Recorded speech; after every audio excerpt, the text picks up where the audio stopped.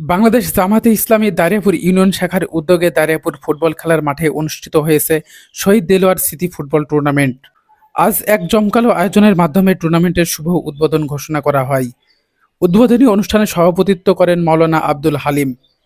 এতে প্রধান মেহমান হিসেবে উপস্থিত ছিলেন ফিরাতুল ইসলাম নাইম এবং বিশেষ অতিথি হিসেবে উপস্থিত ছিলেন মোহাম্মদ মুস্তাফিজুর রহমান। টুর্নামেন্টের সার্বিক ব্যবস্থাপনায় ছিলেন মোহাম্মদ শৈল রানা মোল্লা। টুর্নামেন্টের উদ্বোধনী ম্যাচে মুখোমুখি হয় দারিয়াপুর ৬ নম্বর ওয়ার্ডের খানপুর একাদশ এবং ১ নম্বর ওয়ার্ডের বিদ্যাধরপুর একাদশ। আমরা আজকে ২৫শে জুলাই শহীদ দেলোয়ার স্মৃতি ফুটবল টুর্নামেন্টের প্রথম পর্বের খেলা আমরা ইতিমধ্যে শেষ করেছি। প্রথম পর্বে খেলা ছিল ৬ নম্বর ওয়ার্ড এবং ১ নম্বর ওয়ার্ডের ভিতরে।